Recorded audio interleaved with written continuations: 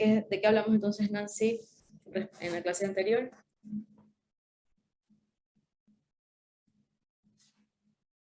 Nancy. ¿Está o no está Nancy? ¿La perdimos? Sí, doctora, hablamos sobre lo que es la resonancia magnética, las generalidades, los funcionamientos y todo lo demás. Ya, entonces, respecto a lo fundamental, que sería el funcionamiento, realmente, ¿en qué consiste, en breves palabras, porque es algo complejo, en breves palabras, ¿en qué consiste la formación de imágenes en resonancia magnética? ¿A través de qué se logran las imágenes en resonancia magnética? En tus palabras. Bueno, la resonancia magnética es un estudio que decíamos que principalmente nos permite ver las patologías en lo que son a nivel de tejidos blandos y utiliza principalmente lo que es la radiofrecuencia. Ok. Daniela Aguayo. Buenas tardes, doctora. Daniela, en tus palabras, ¿qué crees tú que podías agregar a lo que ya dijo Nancy? Las imágenes de resonancia magnética se basan principalmente por la interacción de los átomos de hidrógeno, específicamente por los protones que se van a tener carga positiva y se van a encontrar en el núcleo de estos átomos de hidrógeno que se van a encontrar en las moléculas de agua. Es decir, que se van a alinear en el cuerpo con este campo magnético para obtener así las imágenes. Muy bien, Daniela.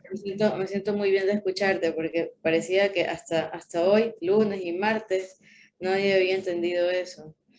Y veo que sí alguien lo entendió, entonces eso ya implica que sí estamos logrando algo con las clases, ¿no? Ok, efectivamente, eso que explicó su compañera justamente es lo que resume el mecanismo por el cual se obtienen imágenes, que por supuesto son procesos mucho más complejos, mucho más detalles en la parte física, pero que no nos compete llegar a tantos detalles respecto a ese tema. Y como para recordar, para que ustedes de pronto a futuro, si se llegan a olvidar de los detalles, se acuerden gráficamente de este esquema que está en esta diapositiva, haciendo referencia a que el resonador es un gran imán y ese gran imán sobre nuestro organismo actúa específicamente sobre, como lo dijo Daniela, sobre estas estructuras que ustedes ven en forma de imágenes redondeadas, que son los protones, que son de los átomos de hidrógeno que hay en nuestro cuerpo, logrando que, si ustedes recuerdan, estos se alineen, por eso estas flechitas nos indican la alineación que se genera o la dirección que adquieren estas partículas para lograr al final pues la interacción con el equipo de imagen de resonancia para lograr una imagen diagnóstica, en este caso de resonancia magnética. Vamos a continuar entonces. Okay. Entonces, bueno, en cuanto a resonancia magnética cerebral, ya tenemos nosotros visto en la clase anterior, que es un tipo de estudio que tiene una gran resolución y que nos va a permitir el diagnóstico de muchas de las patologías de origen intracraneal y también de la médula espinal, aunque no es el tema que vamos a tratar. Nos vamos a basar en las patologías de parénquima cerebral. Entonces, lo que tenemos que saber respecto a la utilización de resonancia magnética es que los tejidos blandos se evalúan de mejor forma bajo resonancia magnética en comparación o en contraste con tomografía computada, que si bien es cierto, es un estudio que también utilizamos en gran medida para la evaluación del parénquima cerebral. Pero si queremos ser muy críticos y analíticos respecto a dónde vemos mejor el parénquima cerebral, sin duda lo vamos a ver mejor a través de resonancia magnética, en cuanto a parénquima cerebral, si hablamos de aquello. Mientras que si hablamos de las estructuras óseas del hueso, entonces en ese caso la evaluación de este tipo de tejido es mucho mejor a través de tomografía. Hay por ahí un micrófono abierto, cuidado. Es mucho mejor el observar la estructura, las características de los tejidos óseos a través de tomografía computarizada. Y no así en resonancia magnética, donde en resonancia pues hay una menor sensibilidad, es decir, una menor resolución o detalle. Entonces aquí pregunto a Brian Álava. Brian, ¿por qué se da esta situación? ¿Por qué hay una menor resolución del hueso en resonancia magnética? Ya, debido a que la resonancia magnética tiene mayor sensibilidad con respecto a los tejidos blandos, no tanto así con estructuras óseas, por eso que el ataque es de mayor preferencia en este tipo de estudio. Ya, bueno, en ese concepto está claro, pero la pregunta es ¿por qué? ¿Por qué? ¿Por qué? ¿Recuerdas o no recuerdas? Si no, Fanny, te puedo ayudar, que Fanny está con muchos deseos de contestar. A ver, Fanny, coméntame, ¿por qué se da esta mayor... Por el hidrógeno, doctora, porque los tejidos blandos tienen agua en su composición. Bueno, y en los tejidos óseos hay menos. Bueno, ahí puedes cerrar tu micrófono, ¿ok? Entonces, lo que quiso decir Fanny, aunque está bien, pero de pronto no llegó a ser tan clara la explicación, lo que implica esta menor definición es que la base fundamental por la que se obtienen las imágenes es a través de la interacción de los átomos de hidrógeno que se encuentran en el agua. Entonces, realmente nuestro, digamos, principal enfoque de resonancia magnética es aquel tejido que tenga gran cantidad de agua y por ende gran cantidad de átomos de hidrógeno. Entonces, si un tejido tiene gran cantidad de agua, como un tejido blando, entonces este va a ser sujeto a mejor resolución y definición en resonancia magnética. Pero si tenemos un tejido con bajo contenido de agua, entonces el proceso por el cual se obtienen imágenes pues no va a permitir en gran medida pues una mayor resolución del tejido, y eso ocurre en el tejido óseo donde la cantidad de líquido o de agua es muy pequeña. Entonces por ello en resonancia magnética este tipo de tejido pues no tiene la gran definición que sí tiene en tomografía. Porque sí hay gran resolución en tomografía, porque en tomografía absorbemos radiación. Entonces, aquel tejido que tiene mayor, de pronto mayor densidad o mayor dureza es el tejido óseo, y por ende absorbe mayor radiación y por ello pues también una mejor delimitación y sensibilidad de su aspecto.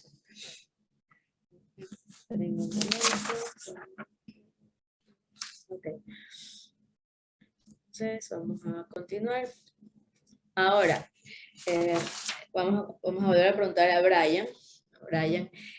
¿Cuál sería entonces una diferencia fundamental entre resonancia magnética y tomografía computarizada que tú puedas mencionar? Bueno, básicamente la resonancia magnética no, como tal, no utiliza estos campos ionizantes, esta radiación ionizante, utiliza ajá, utiliza la fuerza magnética. Esa es la primera. Así es la primera, y si sabes esa, pues puede ser pasar por alto cualquier otra, pero eso es lo fundamental, correcto, Brian. Entonces vamos a ver ahora una imagen que nos ayuda a un cuadro comparativo entre tomografía y resonancia magnética. Entonces, en primer lugar, la radiación ionizante, que sí se utiliza para adquisición de imágenes por tomografía, y en definitiva, la resonancia magnética, una gran ventaja es la no necesidad de adquisición de imagen a través de exposición a la radiación. Diferencias que hay entre ambos estudios, que tienen sus pros y sus contras cada uno. En tomografía hay una rapidez mayor para la realización de una tomografía. En resonancia magnética hay un proceso más lento en la adquisición de imágenes, por ello un estudio más largo. El sonido que emite el equipo en tomografía, ninguno. En resonancia, pues si escuchamos en la clase anterior, un fuerte sonido durante todo el tiempo que se realizan las imágenes. En cuanto a costos, digamos que en tomografía, que no es un estudio económico, es menos costoso que una resonancia magnética. Los objetos metálicos no pueden llevarse, o un paciente con objetos metálicos, hablemos de prótesis, por ejemplo, no pueden hacerse una resonancia magnética siendo de origen metálico, mientras que en tomografía sí podría hacerse el estudio. Sin embargo, tomar en cuenta que los artificios que nos proveen los objetos metálicos dificultan la evaluación de las imágenes. Pueden generar unas imágenes brillantes, molestias para el desarrollo de la evaluación de las imágenes. Sin embargo, no va a causar ningún daño ni en el equipo ni en el paciente. Quizás un poco en el diagnóstico que nosotros vamos a realizar. Por ejemplo, para que tengan una idea de artificios metálicos que pueden darse, están, por ejemplo, los clips o embolizaciones de aneurismas a nivel intracraneal, generan un destello que dificulta la imagen que está alrededor para poderla ver bien. Puede ser, por ejemplo, los brackets, también generan unos destellos en la parte inferior de la, donde se encuentran, entonces pueden generar un poco de distorsión en las imágenes. Que también a veces placas metálicas incrustadas, tornillos o objetos de osteosíntesis pueden dificultar la evaluación. A ver, Giancarlos Mocha, asistencia, déjenme ver, creo que sí tenían asistencia, Juan Carlos. Sí estabas con asistencia. Quien no tiene asistencia es el estudiante Mejía, por si acaso. Gracias. Ok, entonces, ¿qué más les mencionaba? Bueno, luego de hablar de los objetos metálicos, en cuanto a la definición que tiene la imagen, y aquí ustedes pueden de pronto opinar viendo los dos estudios frente a frente, ¿verdad? Entonces tenemos tomografía que nos da una imagen bastante aceptable, muy buena, una definición importante de los tejidos, ambas son imágenes normales, y en resonancia magnética, comparativamente con tomografía, el parénquima cerebral sin duda tiene una mayor definición, tiene como un mayor detalle, podemos ver mucho más claro, por ejemplo, los giros y las circunvoluciones, con más definición que la tomografía. Entonces, esto es lo que podemos nosotros rescatar al poder ver los estudios de manera comparativa. Entonces, a ver, Giancarlo, ¿verdad? Que estás, claro que estás presente. ¿Qué diferencias podemos denotar en la imagen de estos dos estudios? ¿Cómo tú puedes destacar cuándo es una tomografía, cuándo es una resonancia en este caso? ¿Qué te ayuda a poderlo distinguir? En primer lugar, diría por una gran diferencia en la escala de grises, ya que en la tomografía vemos el hueso se encuentra un poquito más hipertenso hiperdenso, y en la tomografía un poco hipointenso. Correcto. Que está bien delimitado el parénquima cerebral, como usted mencionó. Sí, principalmente una de las partes que más me permite distinguir entre una tomografía y una resonancia es que me fije bien en la calota craneal. En el caso de tomografía, la calota siempre va a ser hiperdensa o brillante, y en la resonancia magnética, recordando que la calota es aquello que está junto al parénquima, lo que está pegado al parénquima, entonces vemos que eso corresponde a hueso, y el hueso en resonancia se ve oscuro. Entonces, ahora, Anthony Basilio, si está presente, ¿verdad? Anthony Basilio, lo perdimos a Anthony, a ver, déjame ver, tengo 49 personas, bueno, 48 personas conmigo, y Anthony estaba presente al inicio, pero ya no lo veo. Anthony. A ver, bueno, voy a leer algo hasta que Anthony se desconectó. Anthony, conéctate que te están preguntando. ¿Sí o no? Disculpe, doctora, si el paciente tiene... esto es una buena pregunta.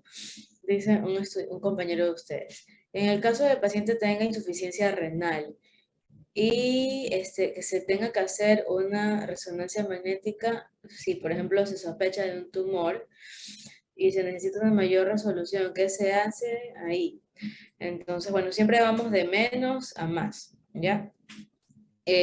Inicialmente, pues no sabemos qué tiene el paciente, entonces si es una cuestión emergente, seguramente vamos a hacer una tomografía. si ya tenemos mucha sospecha de que, por ejemplo, estamos hablando de una masa, no sé dónde esté la lesión que está de pronto sospechando el compañero que me hizo esta pregunta, pero digamos que si la lesión está en el cerebro y sospecho fuertemente que es un tumor, entonces es posible que yo me dirija directamente a realizar una resonancia magnética con contraste. Pero ahí surge la limitante, que es la insuficiencia renal. Y la insuficiencia renal es un limitante para la realización de estudios con contraste. Idealmente, si sospechamos de tumores, tiene que hacerse con contraste. Entonces ahí viene pues una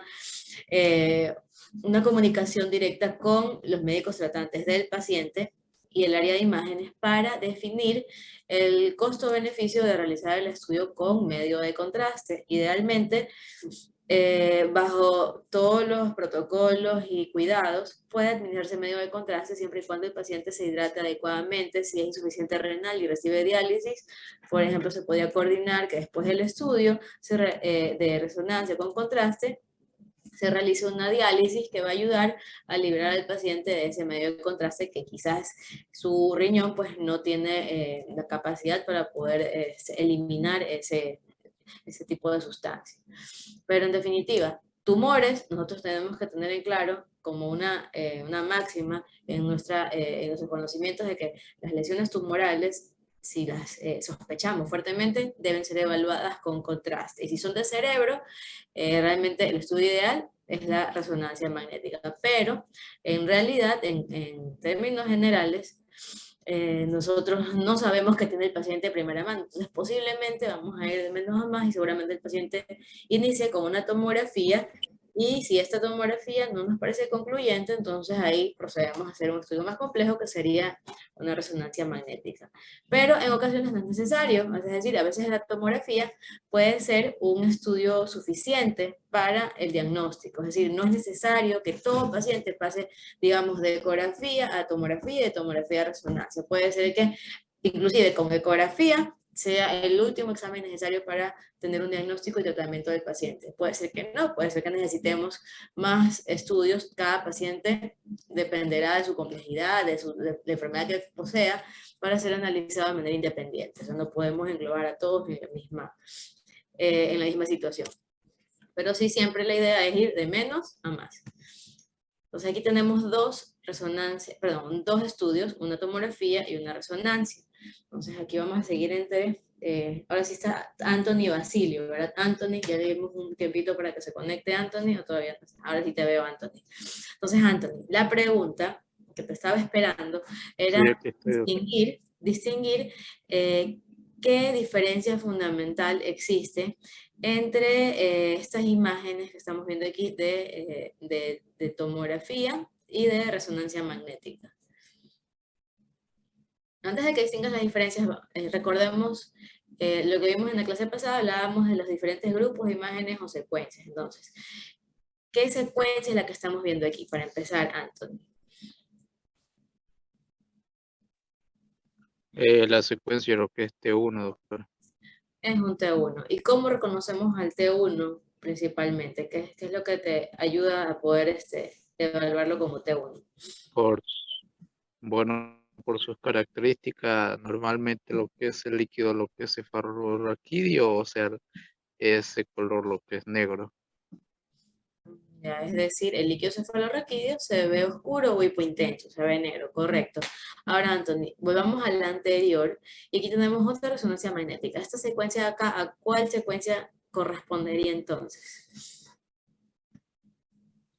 A la secuencia, si no recuerdo, T2 o Flight, algo así. No, esta es secuencia T2. Esta es una secuencia T2. ¿Por qué es un T2 esta de aquí? Bueno, lo que es también tiene que ver mucho lo que es la coloración, lo que es del parénquima, lo que es cerebral. Además, el líquido cefalorraquídeo, a comparación de la T1, en este caso es blanco. Correcto, correcto. Entonces, específicamente creo que lo más fácil que puedan distinguir de inicio es ver que en la imagen en T1 el líquido lo vemos negro, y en la imagen de secuencia en T2 vemos el líquido cefalorraquídeo blanco, brillante o hiperintenso. Entonces así podemos tener una referencia rápida de cómo distinguirlo ahí. Hay otro detalle que también podemos mencionar, y no solamente diferenciar, como establecer las diferencias, sino también establecer las similitudes. Y una similitud que tiene la secuencia T2 de esta imagen que está proyectando resonancia con la tomografía es que en ambas tenemos una tonalidad oscura de la sustancia blanca, que la podemos ver aquí es oscura o hipodensa en tomografía, y es oscura o hipointensa en resonancia, y la sustancia gris se ve un poco más clara o brillante. Entonces eso es algo que tienen de similitud la imagen en T2 que la imagen de tomografía.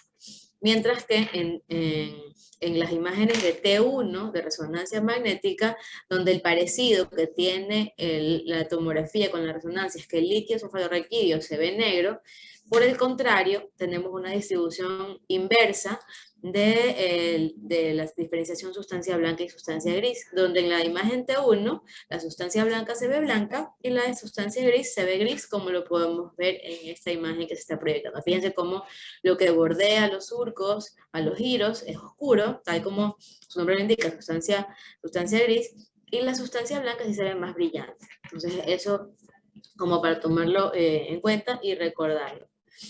Okay. Aquí para ir un poco atrás, cuando hablamos, nos centrábamos en la evaluación de tomografía craneal, donde teníamos varias ventanas. Y lo recuerdo ¿por qué? Porque en tomografía lo versátil de este tipo de evaluación de diagnóstico permite que al paciente nosotros le damos un solo paso por el tomógrafo y a partir de esa adquisición de imagen nosotros podemos manipular la imagen y cambiarla a las diferentes tonalidades o ventanas que nosotros queramos. Entonces, por ejemplo, iniciamos con una ventana de cerebro que tiene unos parámetros en la parte inferior que nos van a permitir que la gama de los grises o esas densidades se alineen, se den en una forma en que nos permita ver de mejor manera el parénquima cerebral.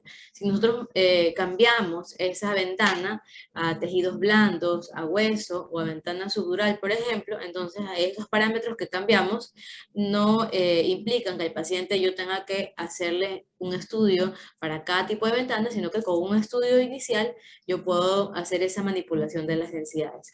Algo que no ocurre en resonancia magnética. En resonancia magnética, para obtener estos diferentes grupos de imagen en diferentes escalas de grises, que son las secuencias, deben ser adquiridas una por una. Es por ello que estas secuencias que tienen un tiempo de duración van sumando el tiempo que toma en total hacer un estudio de resonancia magnética. Entonces el postproceso de las imágenes de tomografía hace que sea un estudio más rápido, mientras que resonancia magnética tiene que adquirirse en el momento que el paciente está durante el proceso de adquisición de la imagen de resonancia para poder tener todas estas diferentes variabilidades de tonalidades que son las secuencias que se tienen que obtener.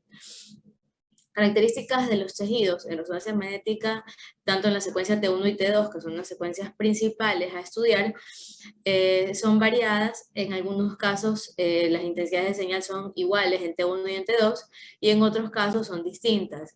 Fundamentalmente, y recordando lo que ya hemos dicho varias veces, en T1 el líquido se ve negro, sea líquido cefalorraquídeo o, por ejemplo, una lesión líquido-quística, mientras que en la imagen de T2 el líquido se va a ver blanco o hiperintenso, y al igual cualquier contenido líquido, sea edema o una lesión quística también. Ahora, en cuanto a lesiones que se ven oscuras o estructuras que se ven oscuras o hipointensas en ambas secuencias, tenemos al hueso, también al aire. Recuerden que también el aire se puede ver. Aquí nosotros tenemos dos ejemplos. Tenemos aire, por ejemplo, en la imagen en T1, fíjense en esta imagen sagital, vemos aire aquí en esta estructura que corresponde al seno paranasal esfenoidal. Tenemos aire aquí en el seno paranasal frontal y también en la columna de aire que se encuentra a nivel oral, ¿verdad? Tenemos acá en la imagen coronal de este T2, tenemos esta zona oscura que ustedes ven aquí que corresponde a las celdillas mastoideas que tienen que estar bien neumatizadas para que haya todo un proceso de la recepción del sonido y la audición de manera adecuada. ¿Qué más podemos mencionar? Aquí un detalle que ustedes pueden ver, fíjense que en varias de las columnas se mencionan las hemorragias, pero no de manera general, no como una hemorragia en un estadio, sino en un estadio en particular. Fíjense que hay en algunos casos se ve brillante en la fase subaguda, en otras se ve oscura, en imagen T1, T2 va a variar. Ese detalle de cómo se ven las hemorragias en resonancia magnética es algo que nosotros vamos a aprender el día de hoy, porque es un poco más complejo de lo que nosotros ya teníamos en claro bajo tomografía, donde sabemos que en tomografía las lesiones agudas son hiperdensas o blancas y las lesiones que ya se ven oscuras corresponden a lesiones crónicas. En resonancia magnética, dado que tiene un mayor detalle de resolución y sobre todo en la configuración de lo que corresponde a la hemoglobina, y sus cambios durante las diferentes fases de una hemorragia, esto va a permitir que hayan diferentes apreciaciones de sus intensidades de señal durante los diferentes estadios de evolución. Va a haber una variabilidad que nosotros vamos a revisar más adelante. Pero en general, recordemos que aquello que brilla en el T1 será la grasa, que es evidente. Es una imagen donde vamos a analizar el medio de contraste, así que si existe medio de contraste, en el T1 se verá brillante, tanto las estructuras vasculares como cualquier lesión que esté presente. También podemos incluir aquí aquellas lesiones o estructuras que contengan proteínas en manera bastante importante, van a verse hiperintensas también, y las hemorragias subagudas, que quizás es la etapa o el grado de evolución de hemorragia que tiene mayor digamos, resolución en visualizarse en resonancia magnética. Bueno, eso creo que ya se los mencioné, lo podemos pasar rápidamente, solo recordar en la imagen en T1 cómo se ve la distribución sustancia blanca y sustancia gris, que es igual a cómo suena, la blanca se ve blanca, la gris se ve gris, y en el T2, que es inversa, tal como se ve en tomografía, donde la sustancia blanca se ve oscura y la sustancia gris se ve más clara. Y aquí para hacer una recapitulación de lo que vimos durante la clase anterior respecto a las diferentes secuencias de resonancia magnética, tenemos las imágenes en T1, que ya la analizamos, tenemos las imágenes en T2, luego tenemos la imagen FLAIR, que FLAIR representa a una imagen que tiene origen desde una secuencia T2, pero con un detalle diferente, en el cual se invierte la apreciación del líquido cefalorraquídeo en una tonalidad hipointensa, oscura. Entonces aquí, si no estuviésemos analizando de manera muy pausada, si vemos el líquido cefalorraquídeo oscuro, podríamos caer en el error de pensar que se trata de una imagen en T1, pero no confundimos el FLAIR, porque como sabemos que esta viene derivada realmente de un T2, tiene la misma distribución de la tonalidad que tiene la T2 en sustancia blanca y sustancia gris. Entonces aquí podemos comparar sustancia gris, se ve más clara, sustancia blanca se ve más oscura. T2 y FLAIR tienen esa particularidad, la distribución sustancia blanca y sustancia gris es igual, mientras que el líquido, dado que es de manera, digamos, tratando de lograr este cambio, hacemos de manera intencionada que se invierta la intensidad de señal del líquido cefalorraquídeo, y esto tiene como objetivo real poder permitir que en este grupo de imágenes nosotros veamos con mayor claridad incluso pequeñas acumulaciones líquidas o lesiones pequeñas que quizás pudieran pasar inadvertidas en la secuencia clásica T2. Entonces como que nos va a dar ese mayor detalle o facilidad. En la parte inferior tenemos la secuencia de ecogradiente. Esta secuencia, les recuerdo, tiene como objetivo el evaluar lesiones de origen hemático. Esta imagen es normal, por ello no tiene ningún cambio patológico. Podemos mencionar que es una secuencia que también viene derivada de un T2, pero esta tiene un enfoque hacia la delimitación de lesiones de origen hemorrágico.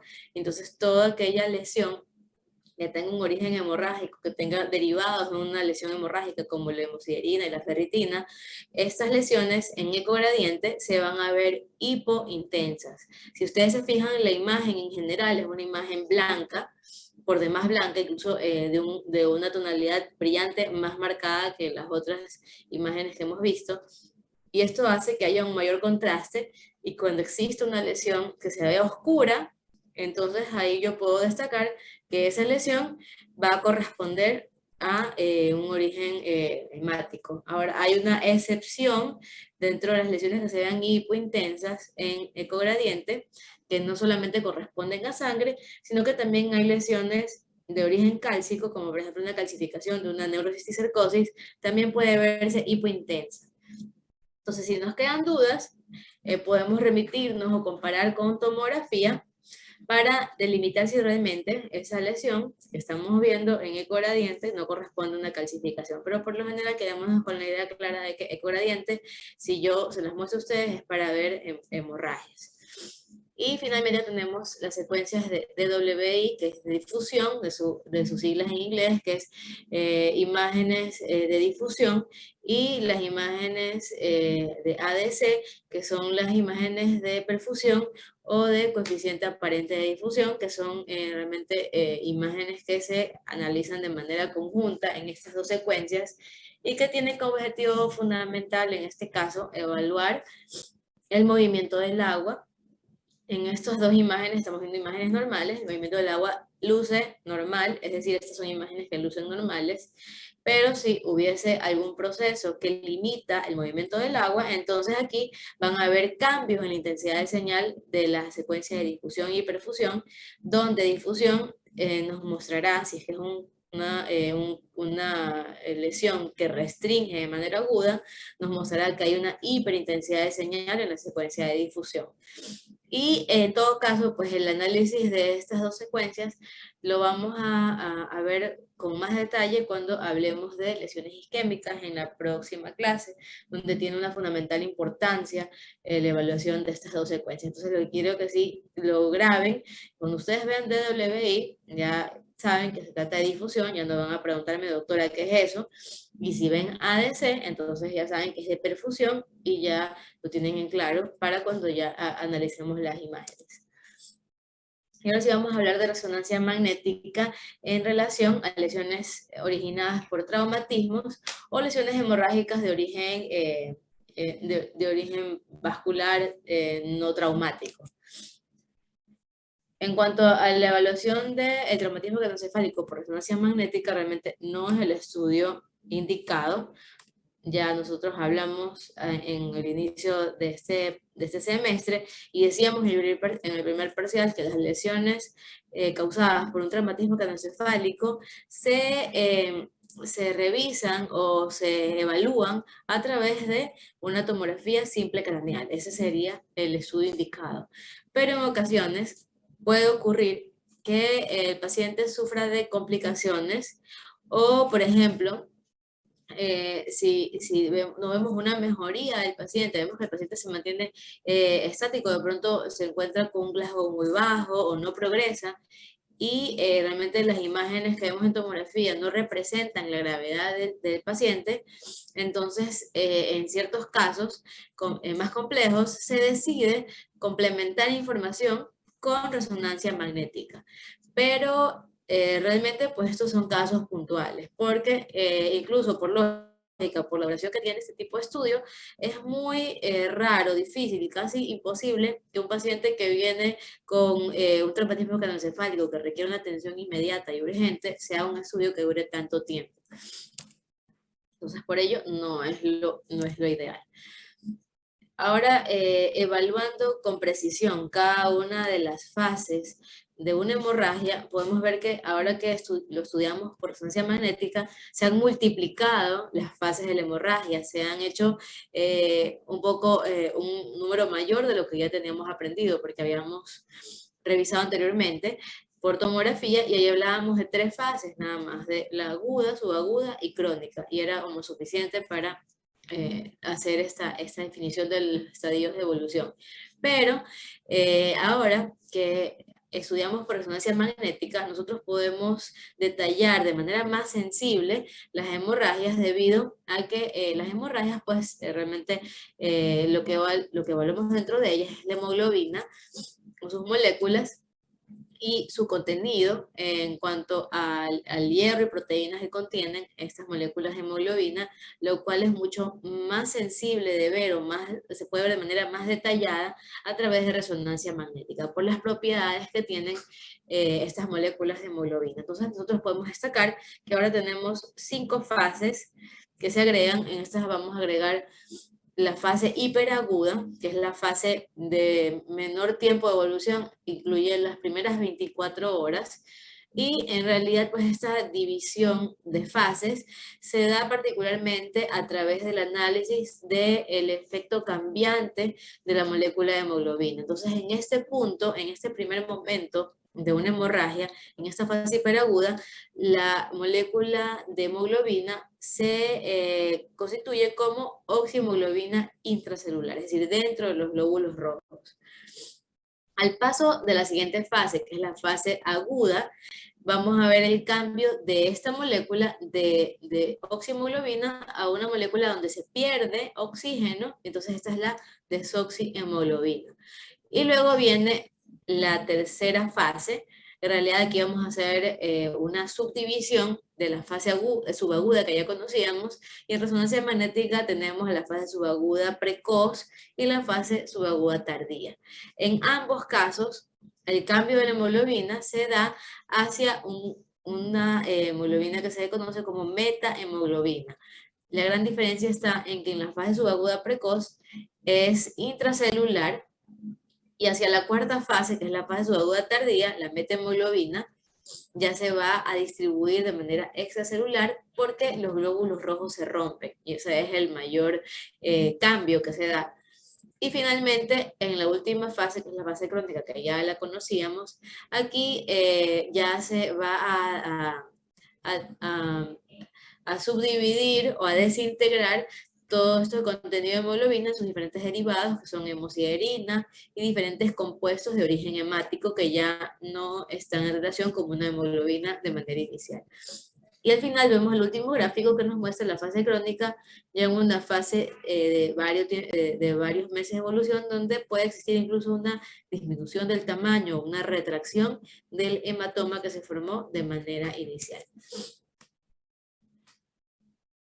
Entonces, cabe mencionar que ahora que nosotros vamos a definir las lesiones hemorrágicas, sean estas por origen traumático o también consideremos que pueden ser lesiones de origen vascular hemorrágico, nosotros para poder definir el estadio de evolución, nosotros tenemos que hacerlo viendo de manera simultánea las imágenes en secuencia T1 y las imágenes en secuencia T2. Es decir, siempre voy a tener las dos imágenes porque esa va a ser la única forma en que yo pueda definir cuál es el estadio de evolución. Ahí vemos un mayor grado de complejidad respecto a tomografía, una tomografía en una sola imagen en ventana de parénquima cerebral, podíamos ver si era aguda, subaguda o crónica. Ahora necesitamos, para poder establecer este estadio de evolución un poco más complejo de 5 etapas, a través de las dos secuencias estudiadas de manera simultánea. En resonancia magnética, el estadio que me permite un mayor detalle o mayor sensibilidad o mayor facilidad para detectar una lesión hemorrágica es realmente durante la etapa subaguda. Mientras que en la fase hiperaguda puedo verlo tanto en imagen de resonancia como en tomografía. Y si me refiero a la imagen aguda, sin duda la imagen aguda tiene mucha mayor sensibilidad en tomografía, aunque parezca increíble, ya que siempre decimos que resonancia es lo superior, pero en estadio agudo la tomografía tiene una mejor definición. ¿Por qué? Porque en el estadio agudo, en tomografía se va a ver hiper denso, brillante, y en cambio en resonancia magnética las imágenes en fase aguda tienden a ser oscuras o hipointensas por las propiedades que tiene la hemoglobina justamente en esa fase de desarrollo evolutivo. Entonces, este cuadro que les muestro ahora quizás es el resumen de todo lo que vaya a decirles yo el día de hoy. Es muy importante este cuadro, resume todo lo que se debe saber de la clase del día de hoy, porque nos indica las diferentes fases, el tiempo de duración de estas fases, el estado en que se encuentran los glóbulos rojos, cómo se encuentra la hemoglobina, en qué tipo de formación se encuentra la hemoglobina y cuál es su aspecto, que finalmente, pues en imagen, lo que a mí me interesa es que ustedes recuerden cuál será la tonalidad o la intensidad de señal de la fase en la secuencia T1 y T2. Entonces, es obviamente pues esto que estamos viendo ahora de manera teórica, este cuadro, va a ser explicado paso a paso con imágenes de cada una de las fases para que nosotros podamos ver en qué consisten y poder entrenar nuestra visión para identificar cuándo una imagen es isointensa, cuándo se ve hiperintensa y cuándo es hipointensa. El cuadrito trata de hacer un poco más gráfica esta distinción de las diferentes fases, haciendo de que ustedes vean que, por ejemplo, noten que cuando hablo de isointenso son lesiones que se verán de tonalidad gris y por eso tienen ese color gris los cuadritos donde hay imágenes isointensas, que se vean brillantes o blancas están en cuadros blancos y las que se ven oscuras. Permítanme un ratito, chicos, sí, un momento, por favor, que ya sigo.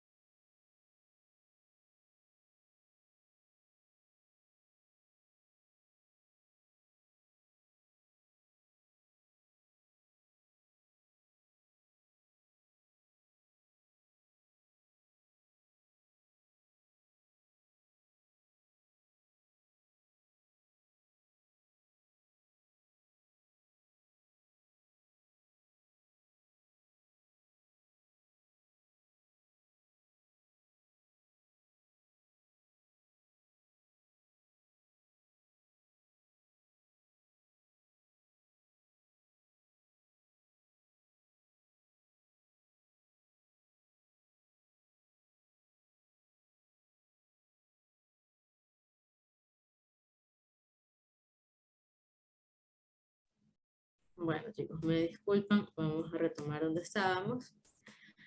Entonces hacemos el análisis de este cuadro y tenemos en el primer estadio, tenemos a la fase hiperaguda, donde tenemos el primer tiempo de inicio, que es hasta las primeras 24 horas, donde los glóbulos rojos están completos, intactos, y la hemoglobina se transforma en oxihemoglobina. Y lo que observamos nosotros en las imágenes de resonancia es que en el T1 se ven de intensidad similar a lo que vemos en el parénquima cerebral normal, es decir, la lesión casi no se va a notar, pero aquí lo que sí es evidente es en la secuencia de T2, donde sí vamos a ver que la lesión se va a ver bastante brillante o blanca en este estadio. Luego en la etapa aguda, que dura entre 1 y 3 días, el cambio a desoxihemoglobina produce que en el T1 la lesión permanece isointensa como en la imagen hiperaguda, o en el estadio hiperagudo, pero en el T2 vamos a ver en cambio que en este estadio las lesiones hemorrágicas se van a ver oscuras o hipointensas en el T2. Por lo tanto, si tenemos una imagen oscura en esta etapa, por ello es que decimos que en tomografía, sin duda tenemos una mejor rentabilidad, un mejor rendimiento del estudio porque nos va a permitir ver con mayor eficacia las lesiones hemorrágicas comparativamente con resonancia magnética, por ello que realmente hacer una resonancia magnética en fase aguda, que es donde normalmente llega el paciente, pues tampoco tiene mayor ventaja.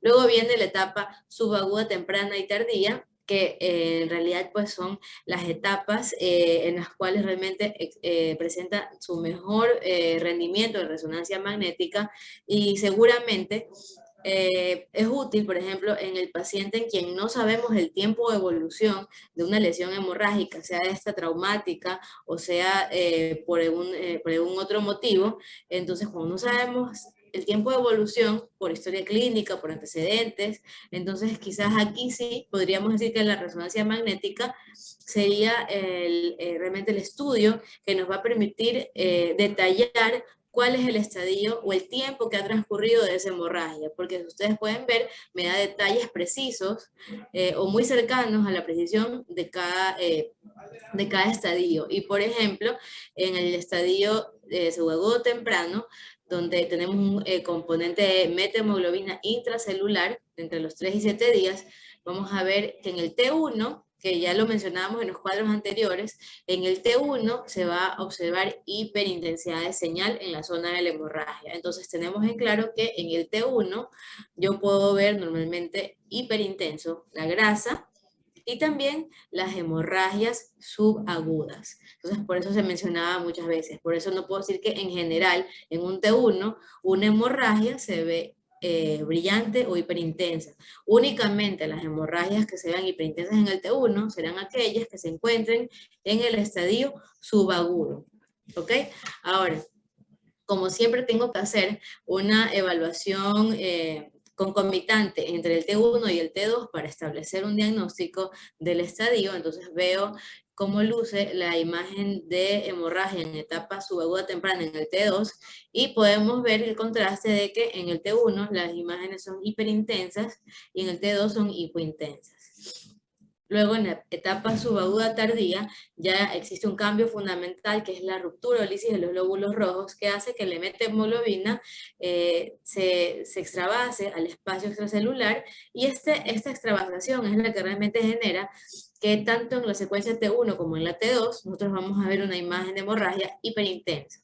Entonces, si podemos recordar algo de este cuadro, digamos, en cuanto a las intensidades de señal, lo más fácil de recordar es que en la etapa subaguda tardía vamos a ver una imagen hiperintensa o blanca en las dos secuencias, en T1 y en T2.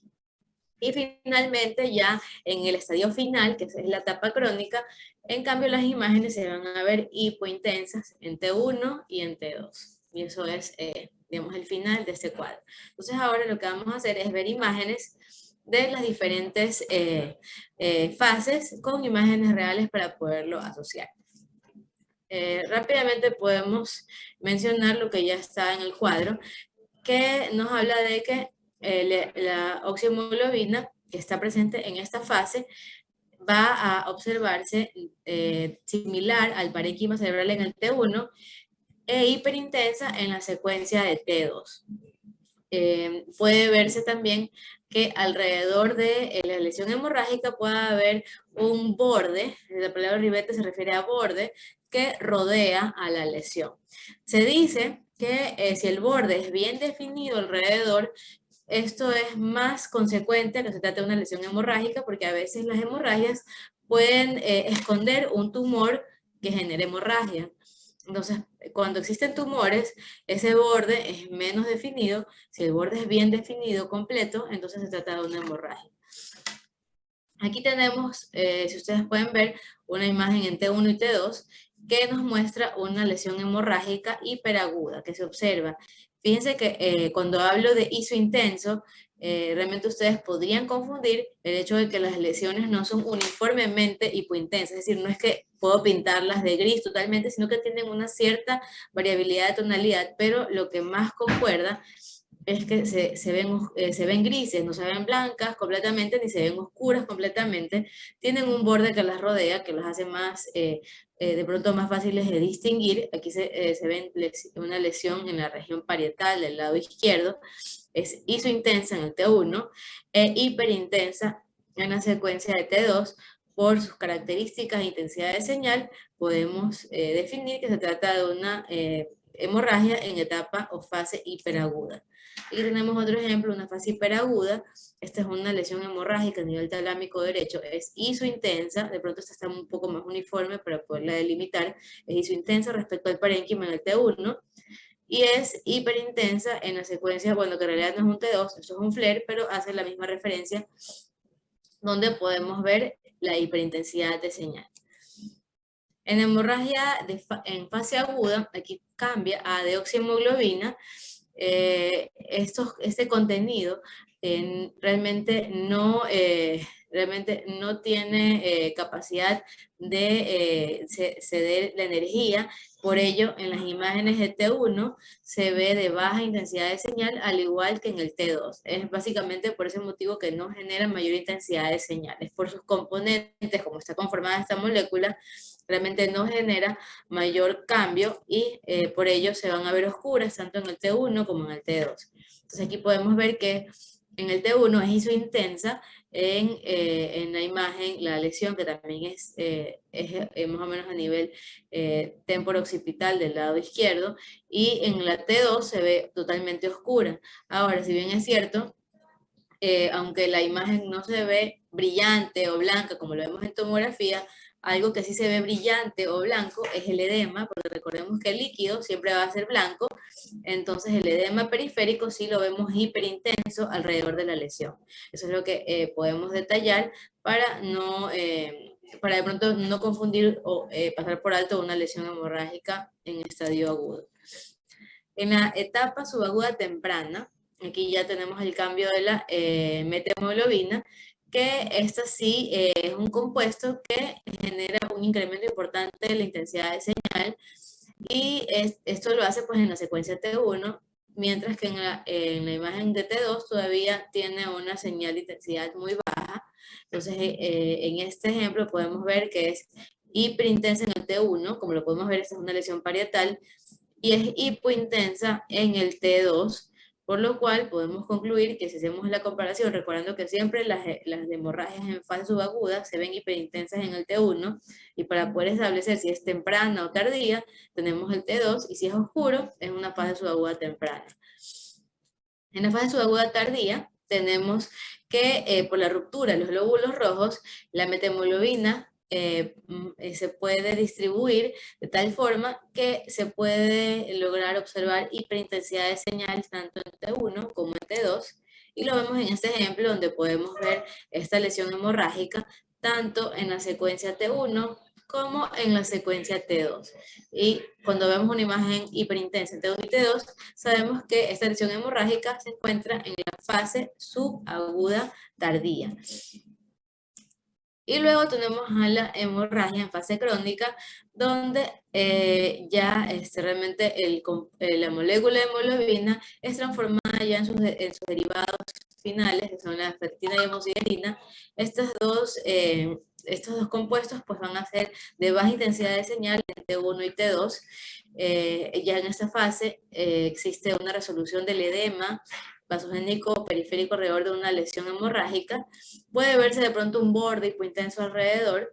De repente puede darse que con una fase crónica de poco, digamos, reciente, puede verse todavía algo de hiperintensidad de señal en la secuencia T1, porque proviene pues de una fase subaguda que recién está cambiando a crónica. Es decir, que más buscamos o encontraremos hipointensidad en las dos fases en pacientes que tengan un mayor tiempo de evolución, quizás de unas semanas más o varios meses. Hay tendencia a la retracción, a la disminución del tamaño de la lesión, y eso lo vemos en esta imagen en la región parietal, donde podemos ver esta lesión que está delimitada por una flecha, donde podemos ver esta línea negra, tanto en T1 como T2. Esa imagen lineal corresponde a una lesión hemorrágica crónica ya conocida en este paciente que tuvo este desenlace donde ya se genera la retracción del hematoma. Y aquí, para culminar, les muestro esta es la visualización que hago yo cuando hago la evaluación de las imágenes de resonancia magnética. Aquí se analizaba el caso de un paciente que tuvo un traumatismo severo, y de un paciente que realmente no estaba progresando de manera adecuada durante el tiempo que estuve aquí hospitalizado. Entonces, lo que nosotros podemos ver aquí es cómo coloco las imágenes para su evaluación.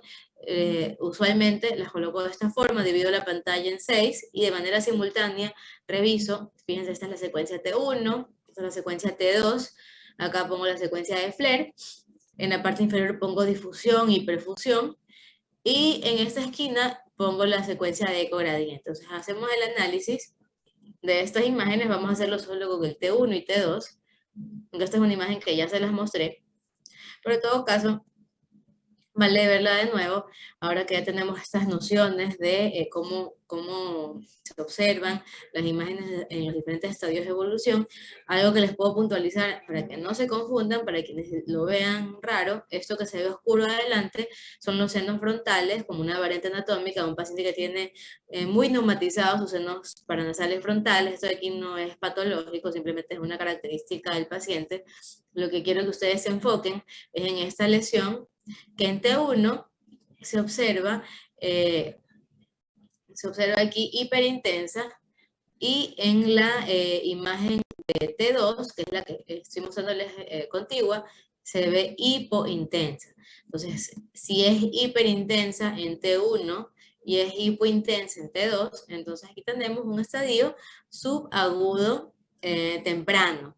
¿Por qué no me confundo que es hiperintensa esta lesión en el T2? Recuerden que en el centro, que es el hematoma, es hipointenso, pero que los hematomas, en realidad esto es una contusión hemorrágica, tienden a tener edema periférico, y el edema siempre es líquido y el edema en T2 siempre va a ser blanco. Entonces eso, lo que lo rodee al hematoma no debe confundirnos en el momento de poder distinguir si la lesión es hipo o hiperintensa. Entonces aquí es hiperintensa en T1, hipointensa en T2, por lo tanto no confundo el edema, que es periférico, y puedo delimitar que es una lesión en el estadio subagudo temprano. Adicional a la lesión hemorrágica que tenemos aquí en la región frontal, también tenemos este hematoma subdural laminar en el hemisferio izquierdo, que en T1 se ve hiperintenso, y por ende, si yo no tengo otra imagen más, yo podría decir, si ya estoy segura de que esto es un T1 y que está hiperintenso y que puedo reconocer que es un hematoma subdural, puedo distinguir claramente que es un estadio subagudo.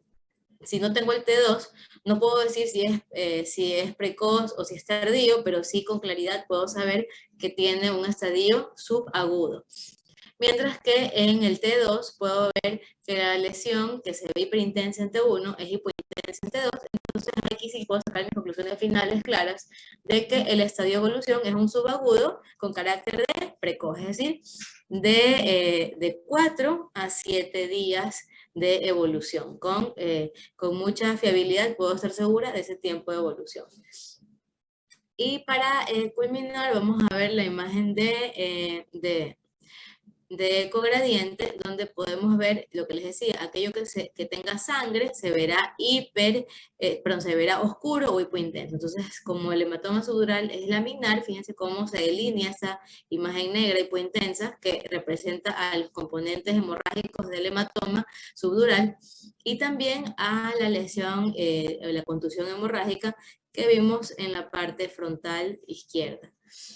Entonces, todo esto que les estamos revisando, ¿verdad? Es necesario estudiarlo de manera pausada para poder revisar imágenes en conjunto, porque siempre la idea es pues, hacerlo de manera práctica, y eso está preparado para la próxima clase. Entonces, por favor, estudienlo, revísenlo, para que cuando ponga imágenes ustedes puedan reconocer cuál es la fase de la lesión hemorrágica que vayamos a ver.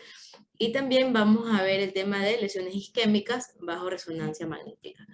Entonces, con eso podemos terminar nuestra clase del día de hoy, y nos vemos para la siguiente semana, el día miércoles.